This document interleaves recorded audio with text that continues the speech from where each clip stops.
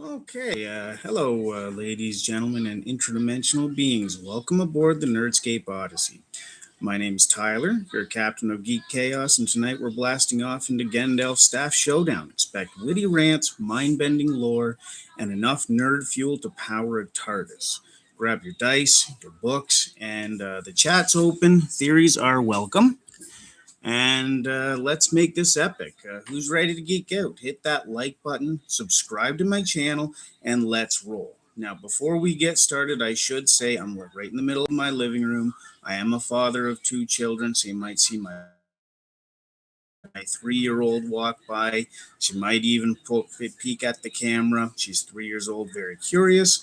But let's get this started. When talking about Gandalf, the one thing that people ask me the absolute most is why doesn't his staff break when blocking swords? Now, when it comes to his staff, well, Gandalf's staff often blocks blades without shattering. This durability, stems from its nature as a magical artifact and the power of its actual wielder. The materials are made from the materials of the West. The staves were crafted from an ancient tree in Valinor. These materials resonate with the Astari's divine nature and are robust enough to withstand the heat of channeling a spirit's power, which would otherwise burn through a mortal body or a standard branch. The Astari, by the way, or wizards, if you will, were 5 Maiar. They're angelic spirits sent to Middle Earth by the Valar of the Third Age, appearing as men to guide the free peoples against Sauron. They were also forbidden from opening wielding power, though. But instead, they were encouraged to advise people and inspire resistance. They included Gandalf the Grey, which turned into Gandalf the White, Saruman the White, Radagast the Brown, and two other blue Alatar and Palando, who journeyed east. The primary reason for Gandalf's staff that doesn't snap when blocking a sword is that it's not just wood. It's actually an extension of his Maya essence. It's got divine insulation. Wizards, or Istari, if you will, were sent to Middle Earth, as I just explained, in the bodies of old men. These these mortal frames could not withstand the raw energy of an angelic spirit. The staff actually acts as a conduit or his power so that it doesn't burn his physical body. The symbolic indestructibility in it, in Tolkien's world, a staff is a badge of office, if you will. It's often only breakable by being with higher divine authority. This is why fans criticize the movie scene where the Witch King actually breaks Gandalf's staff as a mere man or a wraith. The Witch King actually should lack the spiritual authority to shatter the focus of an actual Maya. Mayas, like I explained, if you just entered the stream, Mayas are an angelic or immortal spirit in J.R.R. Tolkien's Legendarium, specifically named Aloran, sent to help guide its people against Sauron. Which a lot of people don't know this, but Sauron was actually a powerful Maya who fell to darkness. Maiar are essentially divine beings akin to angels, created by the supreme being Eru Iluvatar. I believe I pronounced that right. They were created before the world, serving the more powerful Valar, or archangels, if you will, and capable of taking physical forms like Gandalf's wizardly appearance. Gandalf's weapon pairing in actual combat, Gandalf actually rarely uses his staff to parry the blades. He actually uses his elven ancient sword, Glamdring, which is specifically unbreakable and forged to actually never dull. His active magic, Gandalf typically blocks powerful strikes using his sword Glamdring rather than his staff. When he does use his staff, though, he often surrounds himself with a magical shield to absorb the impact. The staff itself doesn't have power, Rather than that, it allows Gandalf to focus his own internal energy into a precise physical effect. On the bridge of Khazad-dûm, Gandalf smote the stone with his staff, resulting in a discharge that was so massive and bridge and the staff itself. The photokinetic blast at the Battle of Pelennor Fields, he shot a beam of white light from his staff so bright that it actually forced Nazgul to flee. And in the Hobbit films, he used his staff to create a spherical Istari shield that can deflect physical blows and even a fireball from Saruman. The most potent display of staff magic is verbal, actually. White simply says, Saruman, your staff is broken. And then Saruman's staff just shatters. Actually strips Saruman of his rank and his connection to Valar. What a lot of people also don't know about Gandalf's staff is it has a nail tool on it. And this nail tool, Gandalf the Grey, hammered a large nail into the side of his staff. He used this as a tobacco tamper, actually, for his pipe and to scratch the G rune into Bilbo's door in the Hobbit. So a wizard's his staff is actually an authority-based durability tool. A wizard's staff is actually a vestment of authority in Tolkien's lore. A staff usually only breaks when a higher authority commands it, or when the wizard overloads it with power, of course. And how powerful is the staff, you ask? The staff itself isn't actually a battery of power. Rather, it acts as a catalyst for Gandalf's own magic. So he uses it to generate blinding flashes and sustain light in dark places like Moria, and to ignite wood, such as during the Warg attack. So a few hidden secrets from you guys. One, I've already told you, the nail tool, where he hammered a nail into his own staff, that he used it to carve the G rune on doors like Bilbo's or stones at Amon Sul. He actually uses it as a storage space as well. That's something you can actually think of when it comes to D&D campaigns. People who like to play wizards. In the film, Gandalf's staff had a hollow top where he kept his pipe for easy access during his travels. And I also mentioned the movie inconsistency earlier.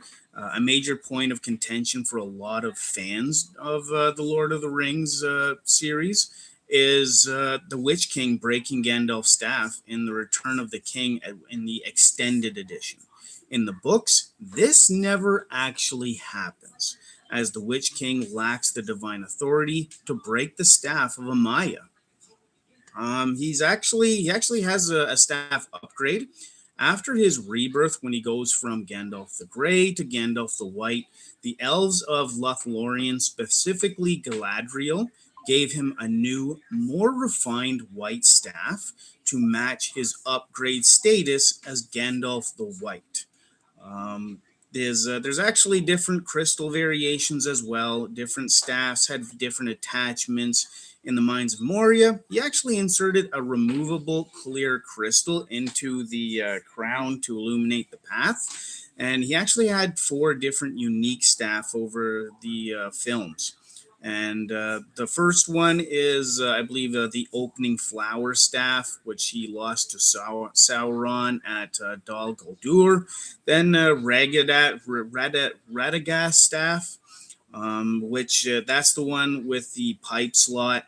And a staff that was gifted by Elrond in Rivendell, in which he lost at Moria. And then there was the white staff, gifted by Galadriel, and it was his most powerful form as well. Gandalf has a sword. It's called Glamdring, as I mentioned before. It was called the Foehammer, and is actually a legendary First Age relic in its own right. That in my opinion, complements his staff perfectly by handling the physical and spiritual brute force that a wooden focus actually cannot. And together they actually allow Gandalf to engage in a unique dual wielding combat style that balances arcane redirection with martial devastation. And I noticed that the chat is pretty empty. I would assume that that's people just watching the stream. But if you guys have any questions or if you want to interrupt me at all, feel free to jump in chat. I'm actually looking at my chat right now, so I will actually see any chat messages that pop up. If you have any questions, shoot me a question. I'll definitely be more than happy to answer your question. Or if you just want to have a chat and get involved in this live stream, that is more than encouraged. Make sure you hit like, you subscribe to the channel as well, and also make sure that notifications are turned on so it tells you any time that I'm actually doing a live stream. But there's also specific magical properties of Glamdring as well. The glow warning system, that like Sting, Bilbo's sword, and Orchrist, Glamdring actually glows as well with a cold light, often blue or white, in the presence of orcs. This acts as a passive, sorry, not massive, but this acts as a passive detection spell, allowing Gandalf to switch from travel mode to battle stance before an ambush even begins. It's actually indestructible, and it has an enchanted sharpness spell on there. And the enchant for this sword, just to give you a little bit of a history on it, it was forged in Gandalf over 6,000 years ago. The blade is physically unbreakable, and it actually never dulls. It is one of the few weapons that are actually capable of piercing the shadow and flame hide of Balrog without shattering. And if you remember Balrog, he's actually in the Lord of the Rings trilogy. When they're running from that great big demon basically has flame all over him, and that's when he goes, "You shall not pass," and smashes the staff down. But it also has a fear aura. The sword carries a historical weight that orcs instinctively recognize. The orcs actually named it Beater. It's a mere presence that can cause lower level enemies to flee in terror, acting as a psychological weapon as well. It's a mana or power conduit, if you will. In the movies, Gandalf uses Glamdring as a literal lightning rod. During the battle with Balrog, he actually catches a lightning strike with the blade and redirects it into the beast, a feat that might have actually overloaded and destroyed his wooden staff. And the way it complements the staff in battle is Gandalf's combat style is actually a hand and a half dance. It's defense versus offense. The staff is often used for crowd control, blinding lights, kinetic waves, or blocking heavy strikes, and Glamdring provides the lethal finishing blow. The staff actually creates the opening, and the sword exploits it. So it's got nimble handling. Despite being a longsword, Glamdring has a weight distribution shifted toward the hilt, which means it's pommel heavy, making it exceptionally nimble. And this actually allows Gandalf to wield it one-handed while his other hand is busy channeling magic through his staff. The dual focus strategy with it at Weathertop and Helm's Deep, Gandalf is described as having the white fire of his sword like a rising star, while his staff presumably maintained his defensive aura. He uses the staff to actually manipulate the environment, breaking bridges and creating light, and the sword to duel to higher tier threats like great goblins or the Balrog, which is his most famous fight, which is why I keep mentioning it. There's actually a secret connection with Glamdring. Glamdring was originally the sword of King Turgon of Gondolin. As a king's blade, it was actually designed to lead armies. And when Gandalf wields it, he isn't just a wizard. He is a commander. The runes on the sword, which say Turgon, King of Gondolin, wields the sword Glamdring, foe of Morgoth's realm, technically grant him a level of ancient authority that bolsters his spiritual presence. The battle between Gandalf and the Balrog at Fellowship of the Ring is a masterclass in Gish combat. The seamless blending of the physical weaponry and the magical prowess.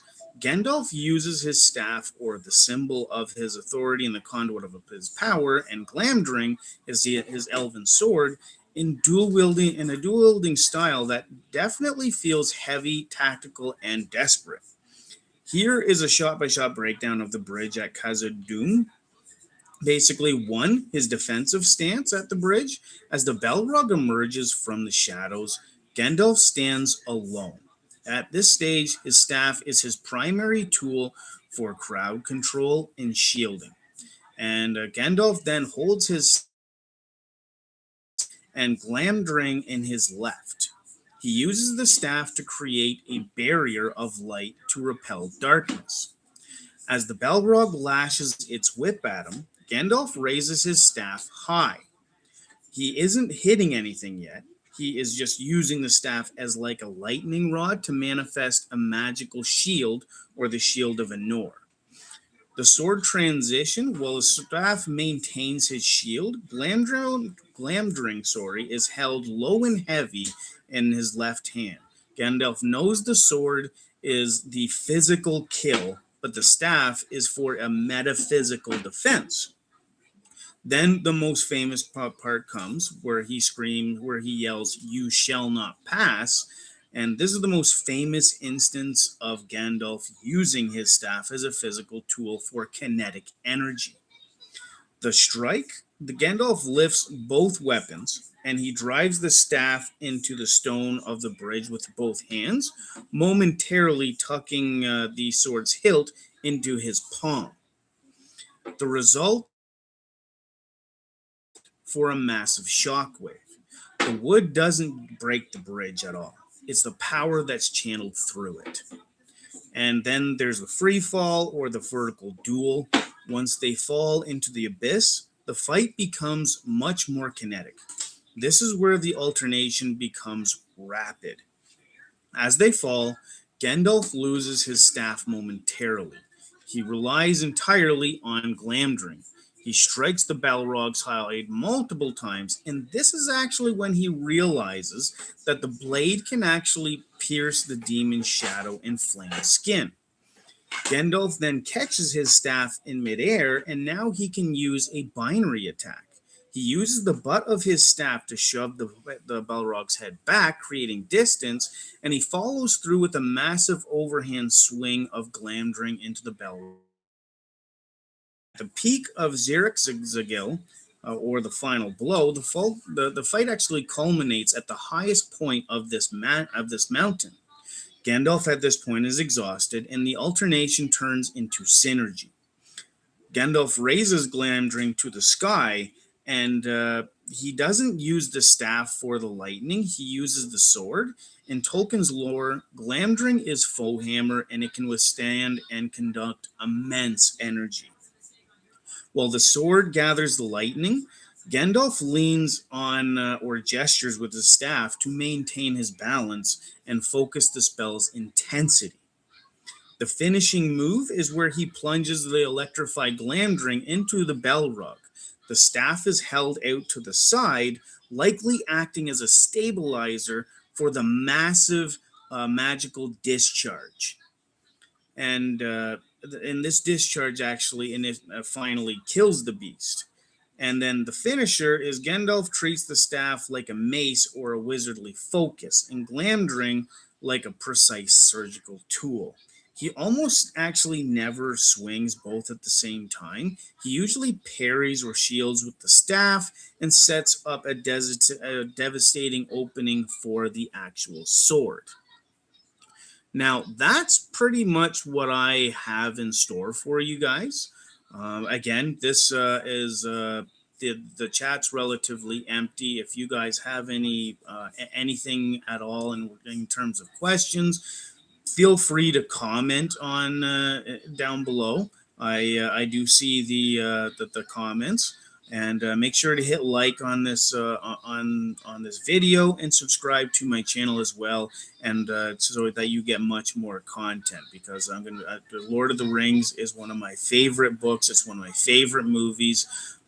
The movies are actually legendary. It's one of the few adaptations from book to movie that I actually love. It's very rare for an adaptation to actually happen in which I actually love it, because I'm one of those purists or elitists that a lot of people said, a lot of people term it as, that will point out the differences between the movie or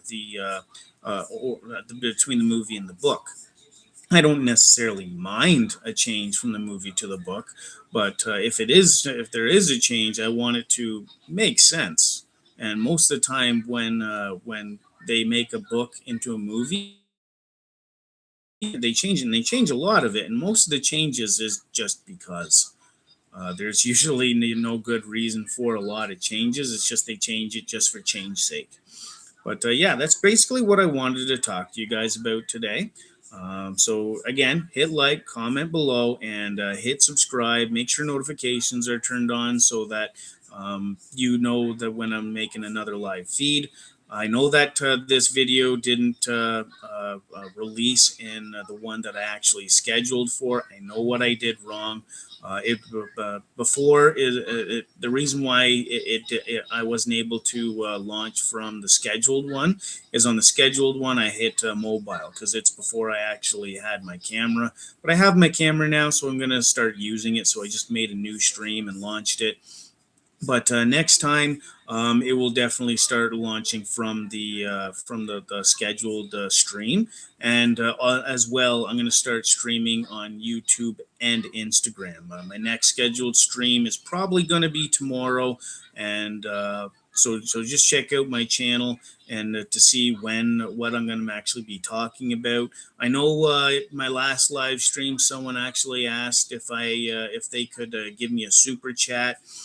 Now, when it comes to super chats, I looked into that. My channel's not big enough for super chats. But if you go onto my channel and go to my links, I actually have a GoFundMe where you can give me tips if you want. Last tip I had was approximately 9 months ago, and someone actually tipped me $200. But that's all I have left for you guys today, and I'll catch you on the next one.